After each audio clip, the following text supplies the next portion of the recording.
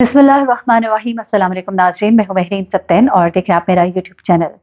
नाज़रीन, बहुत अरसे से बहुत से लोग, बहुत सी ख़वातीन मेरे साथ अपनी स्टोरी शेयर कर रही थी और मैं सोच रही थी कि इस सिलसिले को शुरू करूँ। अल्हम्दुलिल्लाह इसको शुरू किया और एक सदका जारिया के तौर पर एक ऐसी ख़्वाहिश के साथ कि इन स्टोरीज़ को आप लोग आगे भी शेयर करें ताकि लोग इससे सीख सकें। हम ज़ाहिर-सी बात है, जब अपने पे गुज़रती है, इंसान किसी हालात और वाक़यात से गुज़रता है तो फिर सीखता है, तो क्या ना बेहतर हो कि हम लोगों के वाक़यात से सीखें, समझें और अपनी ज़िंदगी में उनसे इबरत हासिल करते हुए उन चीज़ों से हम दो चार ना हों। ये वाक़या जो है ये भी बहुत ही इम्पोर्टेंट वाक़या है और जो मैं आपके साथ शेयर करने जा रही हूँ, क्योंकि ज़ाहिर-सी बात है, हर दूसरे घर में लोग घर में कोई ना कोई हेल्प रखते हैं। ख़वातीन जो है उनको बहुत ज़्यादा ज़रूरत होती है।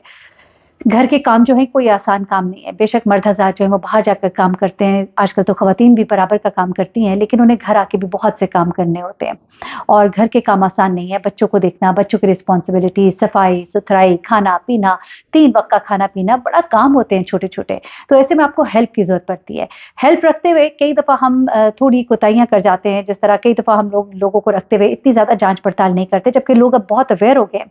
अब बहुत ज़्यादा ख़्याल किया जाता है, शनाख्ती कार्ड रख लिया, शनाख्ती कार्ड की कॉपी रख ली, चेक करा लिया, इधर-उधर से पता करा लिया, उसके बावजूद भी कहीं न कहीं कुछ न कुछ गलती हो जाती है।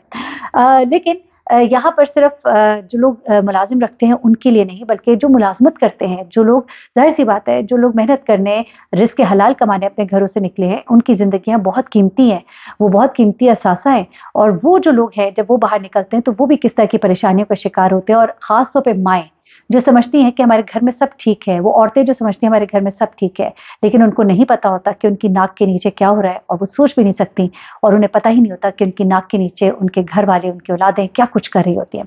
मुख्तसर करती हूँ बात को और किस्से की तरफ आती हूँ। कहानी कुछ इस तरह से है और बड़ी सीखने वाली कहानी, बड़े गौर से सुनिएगा। एक खातून थी और ये खातून जो है ये मतलब इनको अपने घर में छोटी-छोटी हेल्प वगैरह के लिए, कोई ना कोई काम के लिए चाहिए होता था और कोशिश उनकी होती थी कि कोई इस तरह से बंदा मुझे मिल जाए जो कभी-कभी आए और आके कर जाए। क्योंकि एक उन्होंने फुल टाइम रखी हुई थी अपनी और एक खातून जो है वो छोटे-मोटे कामों के लिए उनको एक औरत मिली। वो औरत जो है वो उससे पहले कभी काम नहीं किया था बाहर। गरीब थी। इस खातून के मोहल्ले इलाके के पास ही इनका एक छोटा मोहल्ला था। बड़े मोहल्ले के साथ कई लाहौर के इलाके ऐसे हैं जहाँ पर छोटे मोहल्ले भी हैं और वहाँ पर उस छोटे मोहल्ले से वो कभी-कभी आती थी, कभी किसी को मिलने के लिए या इस तरह। तो इस खातून की नज़र उस पे पड़ी, उससे बातचीत हुई। उसने कहा, हम सफ़ेदपोश लोग हैं तो हम लोग लोगों के घर में काम तो नहीं करते। मेरा मियाँ कहता है कि जितना है थोड़े में ही गुज़ारा कर लो। तो इस पर उस खातून ने उसे ये कहा कि मैं तुम्हें बड़ी इज़्ज़त से रखूँगी और कोई ऐसा मसला नहीं है, तो मेरे घर आओ, काम करो और चली जाओ। अच्छा, इसने आके अपने मियाँ से बात की तो इसके मियाँ ने कहा कि मतलब कोई ऐसी ज़रूरत नहीं है, जो भी है थोड़ा है, रूखी-सूखी हम खा लेंगे। लेकिन घर के हालात तंगी का शिकार हो रहे थे, महँगाई का दौर, तो ऐसे में उस खातून ने कहा कि चलो मैं कभी-कभी जाके कर आया करूँ। अच्छा, वो कहती है कि मैं चंद दफ़ा गई, मैं कुछ दफ़ा गई उनके घर और जाके मैंने वहाँ पे काम-शाम किया और उस खातून ने जो है मुझे उसका मुआवज़ा दिया और मैं खुश हो गई और मैं अपने घर वापस आ गई। एक दिन वो कहती है कि जो खातून जो उनके घर काम कर रही थी, वो कहती है कि मैं अपने घर में थी और हमेशा वो मुझे जो है कभी खुद आके पैगाम भिजवा देती थी, कभी अपने बच्चे के हाथ पैगाम भिजवा देती थी, तो मैं उनके घर चली जाती थी। तो वो कहती है कि उस दिन जो है उनका बेटा जो है वो आया और मुझे उसने कहा कि अम्मी आपको काम पे बुला रही हैं। तो वो कहती है कि मैंने उससे कहा कि आप चलो मैं आ रही हूँ, तो उसने कहा नहीं मैं आपका इंतज़ार कर लेता हूँ। उसके बाद वो कहती है कि मैं अपने घर की चीज़ें जल्दी-जल्दी समेट के मैं फटाफट मैंने चादर पकड़ी और मैं उनके घर काम करने के लिए चली गई। अच्छा, वो कहती है कि जब मैं उनके घर पहुँची, तो मैं अंदर गई तो मुझे पता लगा कि खातून तो घर पे नहीं है, तो उस बच्चे ने मुझे कहा कि आप सफाई वगैरह करें, अम्मी कहीं ज़रा बाहर गई हैं।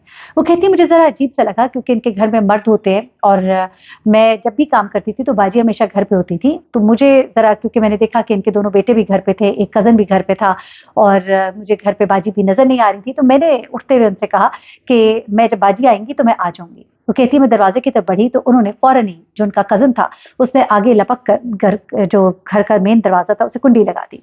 उसके बाद वो कहती है कि मैं डर गई, मैं घबरा गई। मैंने उनसे कहा कि आप लोग क्या कर रहे हैं? तो उसके बाद फिर वो कहती है कि इन सब ने मेरे साथ ज़्यादती की माज़रत के साथ कुछ चीज़ें आपको बतानी पड़ती हैं इस तरह से, लेकिन खातून के साथ इन्होंने ज़्यादती की और इसे न सिर्फ ज़्यादती की बल्कि इसकी वीडियो भी बनाई। इसकी वीडियो बनाई और ये इसे कहा कि अगर तुमने कोई भी ज़ुबान खोली तो ये तुम्हारी वीडियो जो है ये पूरी दुनिया देखेगी। वो कहती है कि मैं बहुत डर गई थी और इन्होंने मुझे जब मैं निकलने लगी तो मैंने गुस्से से ये बोला। इन्होंने मतलब पूरी रात में उधर से मतलब घर से अपने गायब रही। यकीनन कहती है कि मेरे घर वाले जो हैं वो भी पता करने इधर-उधर ढूँढने निकले होंगे। कहती है आधी रात को घर के बाहर बेल भी बजी थी। इन्होंने मुझे एक स्टोर में बंद कर दिया था। तो वो कहती है कि जब बेल बजी तो मुझे एक गुमान गुज़रा कि मेरे घर वाले पता करने आए हों। मैंने ज़ोर-ज़ोर से दरवाज़ा मारने की कोशिश की तो इन्होंने मेरा पकड़ के मुँह बंद कर दिया और मेरे हाथ-पाँव बाँध दिए। उसके बाद वो कहती है कि उसके बाद जो लोग भी आए थे शायद वो चले गए। उसके बाद उन्होंने आकर कहा कि भई मामला ख़राब होता दिखाई दे रहा है, कल तो अम्मी भी आ जाएँगी। ये कहते हैं कल तो अम्मी भी आ जाएँगी, तो इसको जल्दी से कहीं मतलब इसको ठिकाने लगाएँ। कहती है कि मैंने चीखना-चिल्लाना शुरू कर दिया और मैंने कहा कि जो भी हुआ है मैं सबको बताऊँगी, मैं सबको बताऊँगी। इस पे उन्होंने कहती है दोबारा मुझे तशद्दुद का निशाना बनाया और उसके बाद कहती है कि मुझे कोई अपनी होश नहीं थी। मुझे बहुत मारा भी, मेरे मुँह पे चांटे मारे, मुझे जूते, लातें, घूंसे मारी और उसके बाद वो कहती है कि इन्होंने क्या किया कि इसका लिबास के बगैर इसको उठाकर जाकर कहीं इसको गाड़ी में लेकर गए, डिक्की में इसको डाला। ये कहती मैं नीम बेहोश थी, मुझे कोई होश नहीं थी और उसके बाद ये इसको जाकर रेल की पटरी जो है वहाँ पर फेंक कर ये वहाँ से वापस आ गए। इनको लगा कि ये मर गई है क्योंकि बिल्कुल साकित थी। अच्छा ये कहती है कि मुझे पता भी नहीं था कि मैं कभी बच भी सकूँगी कि नहीं। लेकिन वो कहती है कि वो जो रेल की पटरी थी ये इनके इलाके के करीब थी। अच्छा ये खातून कहती है कि ग़ालिबन इसका भाई और इसका शौहर जो है इसको ढूँढते भी रहे, पुलिस में भी रिपोर्ट कराई।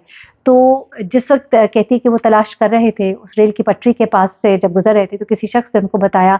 जब इन्होंने पूछा कि किसी खातून को तो नहीं देखा, तो उसने कहा कि वो भी भागा-भागा जा रहा था ग़ालिबन पुलिस को बताने के लिए या उसने कोई फ़ोन भी किया था। उसने इनसे कहा कि आप वहाँ पे देखिए, वहाँ एक औरत की लाश पड़ी है।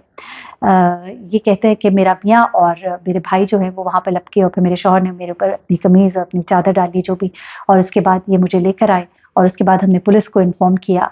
लेकिन कहती है कि शुमाई किस्मत के जो पुलिस है आपको पता ही है, वो कहती है कि मैंने उन लोग के नाम भी उनको बताए जब एफआईआर कटवाने का मामला था।